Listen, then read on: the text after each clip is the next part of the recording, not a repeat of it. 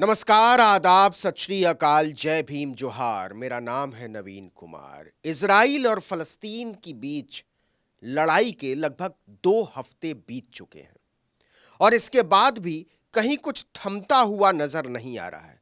दौरे जरूर बढ़ गए हैं, अमेरिका से इजराइल की तरफ, इंग्लैंड से इजराइल की तरफ। विदेश मंत्री आ रहे हैं, राष्ट्रपति आ रहे हैं अमेरिका के, जर्मनी के चांसलर आए, इसके अलावा ब्रिटेन के प्रधानमंत्री ऋषि सुनक पहुंच गए। लेकिन इस्लामिक देश, उनका रुख क्या है? क्यों इस्लामिक देशों ने दूरी बना ली है फलस्तीन से? और क्या जो इस्लामिक भाईचारे का जो पूरा कॉन्सेप्ट था वो तहस नहस हो चुका है? और ऐसे में फलस्तीन कहां स्टैंड करेगा? गाजा पट्टी का अस्तित्व इस रूप में बचेगा भी या नहीं बचेगा? इस पर बात करने के लिए आर्टिकल 19 के स्टूडियो में मौजूद हैं हमारे साथ बीबीसी के पूर्व संवाददाता समीर आत्मज मिश्र। बहुत ज़हीन पत्रकार हैं और इससे ज़्यादा दुनिया पर इनकी बड़ी तीखी पारखी निगाह रहती है। तो समीर आत्मज जी, बहुत बहुत शुक्रिया आर्टिकल 19 जी धन्यवाद के स्टूडियो में आने के लिए। तो मेरा पहला सवाल, जैसा कि मैंने शुरू में ही कह दिया था, कि ये जो कॉन्फ्लिक्ट है वो तो देख रहे हैं, वो तो विजुअल में सामने आ रहा है कि इधर भी तबाही उधर भी तबाही, दोनों तरफ औरतें, बच्चे, बुजुर्ग, बीमार निशाने पर। लेकिन सबका रुख समझ में आ रहा है, सब अपने स्टैंड समय समय से बदल भी रहे हैं और वो दुनिया के सामने आ भी रहा है। लेकिन ये जो अरब देश हैं, उनका वो कहाँ है?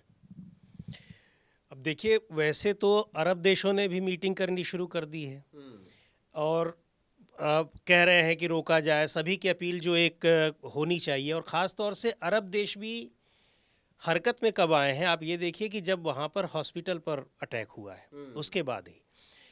इसमें हम एक चीज़ कहेंगे कि जैसे अब 1948 से ही देखा जाए, जब से इसराइल बना हुआ है, अस्तित्व में आया हुआ है, तब से कई बार झड़पें हुई। 2 बार तो पूरा बाकायदा युद्ध हुआ जिसमें इसराइल अकेला ही था और उसके साथ कई सारे अरब कंट्रीज़ थे और उन्होंने मिल कर के उस पर हमला किया। हर बार उसने हराया। अच्छा, इसके बाद अभी पिछले 3-4 दशक में जो परिस्थितियां बदली हैं, उसमें हर देश का एक दूसरे के साथ जो संबंध है वो अलग तरीके से तय हो रहे हैं। अब कई जो इसराइल को जिन्होंने मान्यता नहीं दी थी अरब देशों में, अब उनके अंदर वो भी हो रहा है कि उनके रिलेशंस इस तरीके से बढ़ रहे हैं कि वो उसको भी रिकॉग्नाइज़ कर रहे हैं कंट्री के रूप में। सारी चीज़ें हैं।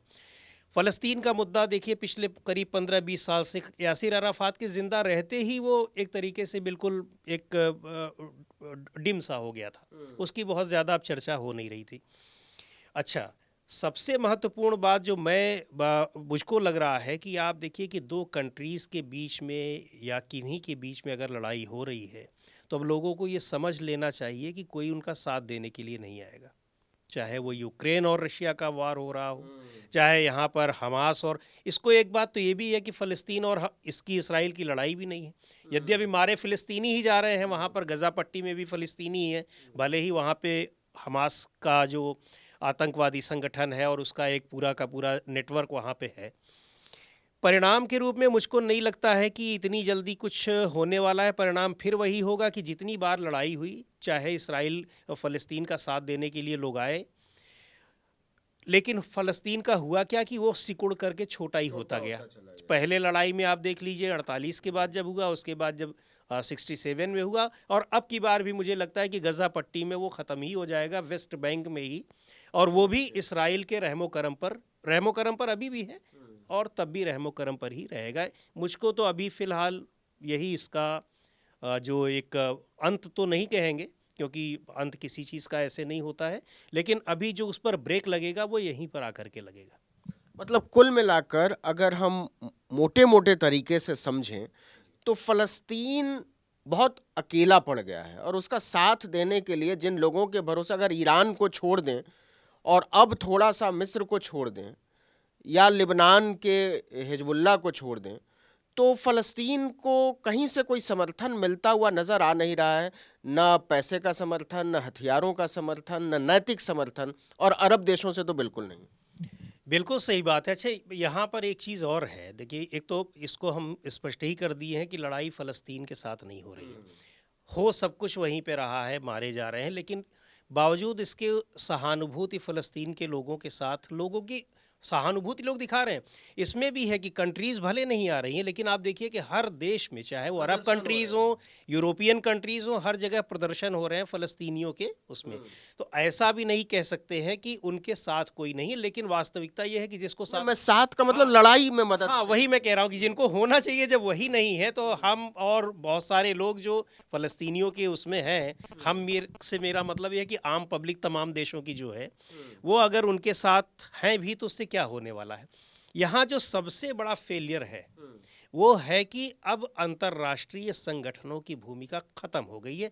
खत्म, पहले ही बहुत सारे उदाहरण थे, ताज़ा तरीन तो रशिया और यूक्रेन का ही है, लेकिन अब ये है कि कोई महत्व नहीं रह गया, चाहे वो यूनाइटेड नेशंस खुद हो अपने आप में, और उस सिक्योरिटी काउंसिल हो, या फिर उससे जुड़े जो भी संगठन हैं, सब बिल्कुल वहाँ लाचार दिखाई पड़ रहे हैं। क्यों लाचार दिखाई पड़ रहे हैं ये समझ में नहीं आ रहा है। समझने का अगर केवल एक पॉइंट है तो इसलिए लाचार दिखाई पड़ रहे हैं कि अमेरिका जो है खुले तौर पर वो उसमें इसराइल के साथ खड़ा हुआ है। तो अगर अमेरिका के ही उस पर चलना है तो इंटरनेशनल संगठन का कोई मतलब नहीं रह जाता है। यूनाइटेड नेशंस जैसे संगठन का इतना लंबा चला, मुझे लगता है कि अब लीग ऑफ नेशंस की तरह इसका भी अब, और वैसे भी अब तमाम क्षेत्रीय संगठनों की भूमिका इतनी इंपॉर्टेंट होने लगी है कि आने वाले दिनों में इसके अस्तित्व पर सवाल उठने लगेंगे।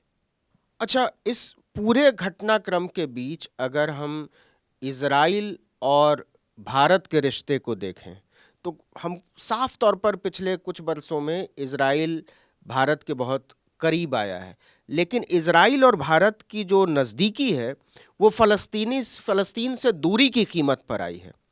ये क्या वर्ल्ड ऑर्डर को बदल सकता है? वर्ल्ड ऑर्डर का को बदल सकता है। अब इसको क्योंकि रशिया के साथ ये अफेक्ट करेगा हमारे रिश्तों को। रशिया के साथ रिश्तों को अफेक्ट करेगा, निश्चित तौर पर करेगा, लेकिन आप देखिए कि एक भारत जो स्टैंड एक तरीके से लेकर के चल रहा है, अब बहुत सारे बीच में कन्फ्यूज़न भी आया, ख़ास तौर पर जब प्रधानमंत्री जी का पहली बार जब ट्वीट तुरंत हमले के बाद ही, हमास के हमले के बाद आया, तो ये लगा कि भारत जैसे पूरी तरीके से एकदम इसराइल के साथ खड़ा है। उनका ट्वीट यही था, लेकिन उससे लोगों ने ये अर्थ भी निकाला कि फ़लस्तीन के विरोध में खड़ा है, जबकि सच्चाई ये थी कि लड़ाई उसकी हमास से संगठन से हो रही थी, फ़लस्तीन की उसमें कोई भूमिका नहीं थी ऑफिशियली। और उसके बाद क्या है कि जो, लेकिन बाद में विदेश मंत्रालय ने दिया भी स्पष्टीकरण इसके बारे में। यद्यपि विदेश मंत्रालय ने कोई अपने से स्पष्टीकरण नहीं दिया, वो एक सवाल के जवाब में उन्होंने कहा, लेकिन स्टैंड तो क्लियर हुआ। पर ये चीज़ है कि ऐसा नहीं है कि इसराइल के साथ भारत के संबंध अभी तुरंत ही बदल रहे हैं। ये भी आप देखिए, इसकी शुरुआत भी पिछले कई, मतलब 15-20 साल, 25 साल, 30 साल से हो चुकी है। और मैं कह रहा हूँ कि केवल भारत के ही नहीं, आप देखिए इसराइल के साथ और देशों के भी, और ख़ास करके अरब कंट्रीज़ के भी संबंध जो है बदल रहे हैं। तो एक वर्ल्ड ऑर्डर में अब भूमिका एक अलग बन रही है, वो भी थोड़ा सा कहना बड़ा मुश्किल है, क्योंकि इसमें इस ऑर्डर में जो फ़िलिस्तीन के साथ या इसराइल के साथ दिख रहे हैं, ऐसा नहीं है कि हर मुद्दे पर वो एक दूसरे के साथ में। अब यूक्रेन और रूस को लेकर के भी भारत की भूमिका ऐसी थी कि ऐसा नहीं था कि वो पूरी तरीके से किसी के साथ खड़ा हो और किसी के विरोध में खड़ा हो। अच्छा, एक बड़ा सीधा सा सवाल है, इससे मैसेज ये गया है साधारण लोगों में कि अरब जो है और पूरा अरब नेशन जो है वो अमेरिका परस्त हो चुका है, उसके शेखों का पैसा अमेरिका की कंपनियों में लगा हुआ है। मतलब अरबों अरबों डॉलर अल्फ़ाबेट जैसी कंपनियों में और दूसरी कंपनियों में उन्होंने झोंका हुआ है, और अमेरिका के फ़ायदे में अरब के शेखों का फ़ायदा। मैं फिर से अरब की जनता की बात नहीं कर रहा हूँ, वहाँ जो लोग रहते हैं उनकी बात नहीं कर रहा हूँ, लेकिन जो अमीर हैं, जो रूलिंग एलीट है अरब का, वो इस वजह से खामोश है क्योंकि अमेरिका परस्ती में उसका फ़ायदा है। बिल्कुल सही बात है। और ये एक तरीके से अभी जब इसमें इसराइल के साथ जो संबंधों की अभी मैं बात कर रहा हूँ कि ये कैसे सुधर रहे हैं, तो आप ये भी देखिए कि इसके पीछे एक और भी कारण है। इसराइल के साथ अरब देशों का संबंध सुधरना और फ़लस्तीन एक तरीके से इग्नोर होना, उसके पीछे ये है कि एक तो जो आपने कहा बिल्कुल सही बात है कि फाइनेंशियली वो सारे लोगों के आर्थिक हित इस तरीके से अमेरिका के साथ जुड़े हुए हैं कि वो उसके खिलाफ जा नहीं सकते हैं। अगर वो रिजिड होकर के है तो एक हद तक ही वो फ़िलिस्तीन का समर्थन भी कर सकते हैं, उसकी मदद भी कर सकते हैं, उसके बियॉन्ड नहीं जा सकते हैं।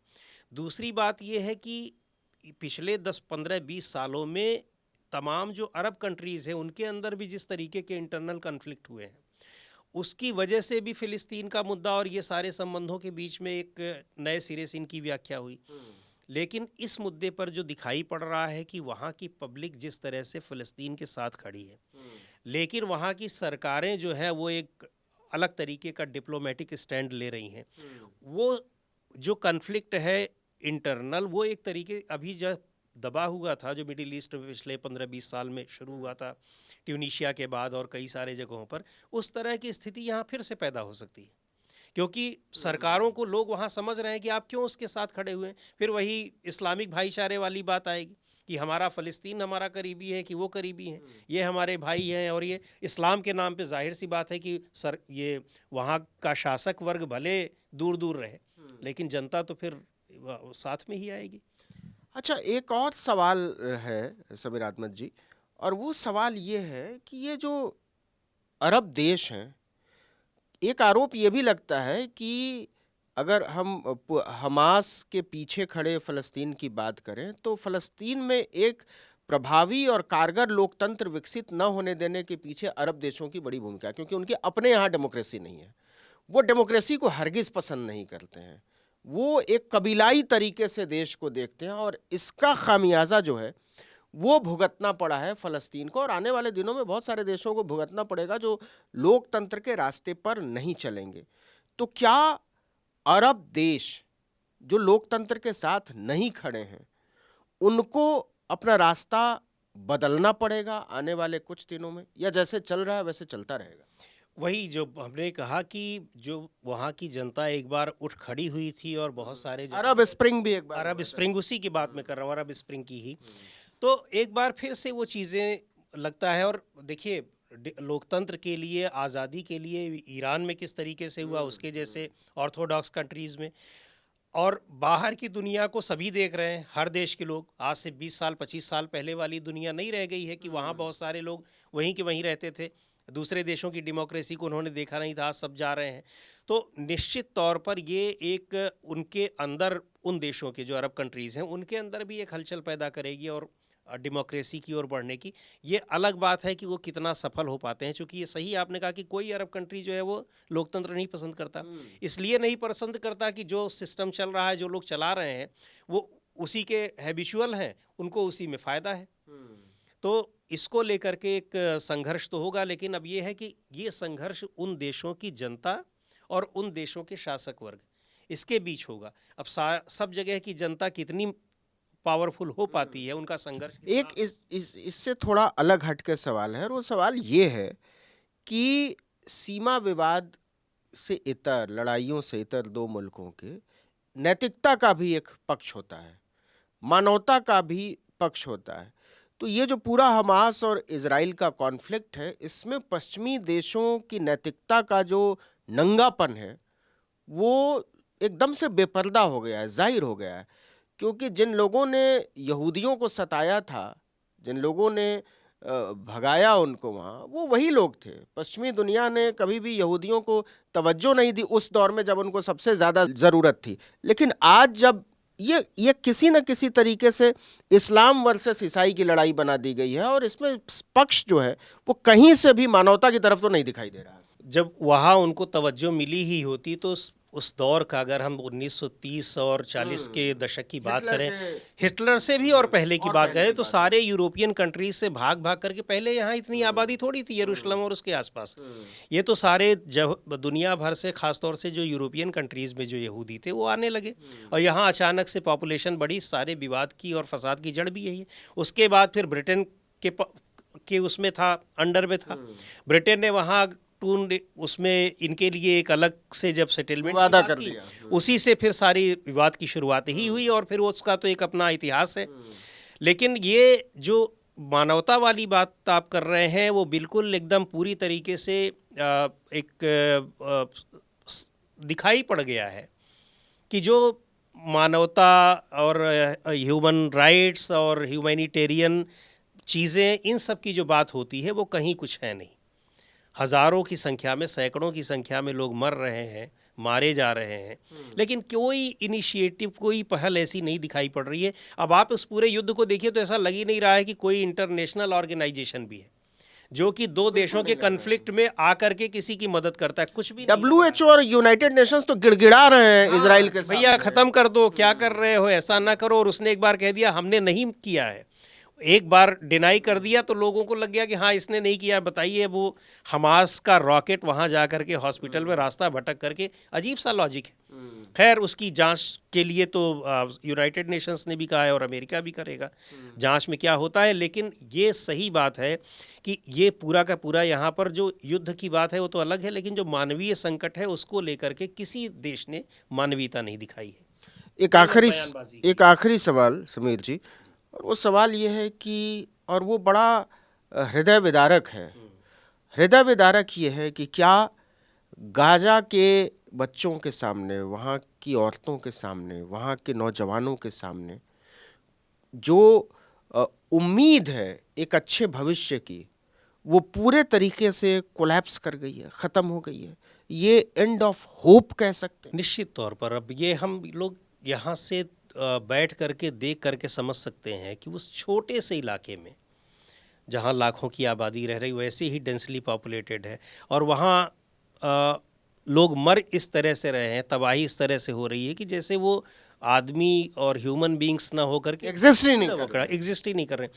वो लोग, जान बच रही है अगले ही क्षण, उनको पता नहीं है कि हम बचेंगे कि नहीं बचेंगे। ऐसे बच्चे जो बच भी रहे होंगे तो क्या उनके अंदर होप रहेगी? बिल्कुल होपलेस होंगे वो।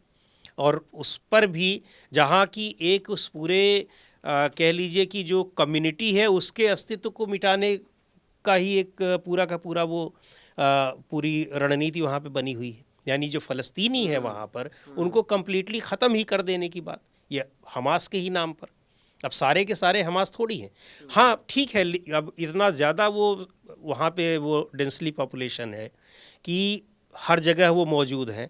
आइडेंटिफाई करके युद्ध में कोई किसी को नहीं मारेगा, लेकिन कोई रास्ता उसका निकल सकता था। आप उनके ठिकानों को नष्ट कर सकते थे जो युद्ध में होता है, पर यहाँ वो सारी चीज़ें नहीं हैं। तो जो वहाँ के लोग हैं, और वो भी बच्चे और युवा, ऐसा नहीं लगता कि इजराइल ने जो पूरा हमला बोला है वो भयानक हताशा, कुंठा का नतीजा है, क्योंकि वो इस बात को बर्दाश्त नहीं कर पा रहा है कि हमारे सारे सिस्टम फेल हो गए। बिल्कुल सही बात है एकदम। उसका तुरंत ये फैसला लेना, पहली बात तो ये जिस पे अपनी उनकी जो इंटेलिजेंस एजेंसीज हैं, जिस पर इतना मतलब घमंड था, और रहा भी है भी दुनिया की, हाँ हाँ, मोसाद और ये सारी चीज़ें फेल हो गई। अच्छा, मुझे बड़ी हैरानी होती है कि इतनी उस निगरानी तंत्र वैसे ही मजबूत है, उसके बाद हर जगह लोग लगे हुए हैं। गज़ा पर तो उसकी हमेशा निगाह रहती है, फ़लस्तीन को तो आप उसको, वेस्ट बैंक को तो आप एक समय के लिए छोड़ भी दीजिए।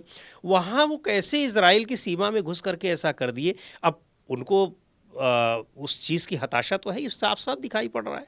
और उनके बयानों में, आप नेतन्याहू के बयानों में आप देख लीजिए कि ख़त्म कर देंगे, अस्तित्व ख़त्म कर देंगे, पीढ़ियाँ याद रखेंगी, ये सब क्या चीज़ें हैं? एक और सवाल, क्या बेंजामिन नेतन्याहू राजनीतिक तौर पर बहुत कमज़ोर महसूस कर रहे थे और उन्होंने जानबूझकर इस अवसर का इस्तेमाल किया है अपनी स्थिति को मजबूत करने में? दुनिया के बहुत सारे नेता जिनकी स्थिति कमज़ोर हो जाती है, उनके लिए युद्ध सबसे सीधा तरीका होता है। ये चीज़ मुझे हमास और नेतन्याहू दोनों के बारे में दिखाई पड़ रही है। जैसे हमास की चर्चा हम लोगों ने कर ली कि फ़लस्तीन बिल्कुल इग्नोर्ड था, तो हमास का भी कोई जिक्र नहीं हो रहा था, वो आउट ऑफ द सीन होने लगा था। नेतन्याहू भी जिस तरह से विरोध कर रहे थे जुडिशियल बिल के बाद, और पूरा का पूरा उनका वो विरोध हो रहा था। हालांकि अब ये शुरुआत तो हमास की तरफ से हुई है, लेकिन उसमें उनको एक मौका मिल गया कि फिर से लोगों का समर्थन हासिल करने का, लोगों की सद्भावना हासिल करने की, और देश को एकजुट करने की जो अपील होती है उसको करने के लिए तो उन्होंने भी अपना पूरी ताकत से हमला बोल दिया। हालांकि नेतन्याहू नहीं होते, कोई भी होता फ़लस्तीन, वो इसराइल का प्रेसिडेंट, वहाँ पे तो यही काम करता जिस तरीके से हमास ने वहाँ किया था। और इसराइल ही नहीं, मुझे लगता है कि कोई भी देश होता तो उसकी प्रतिक्रिया ऐसी ही होती। लेकिन हाँ, मतलब ये पूरी की पूरी उस कम्युनिटी को ही ख़त्म कर देने वाली, ये थोड़ा ये ज़रूरत से ज़्यादा ये इसको हाइट दे दी है उन्होंने।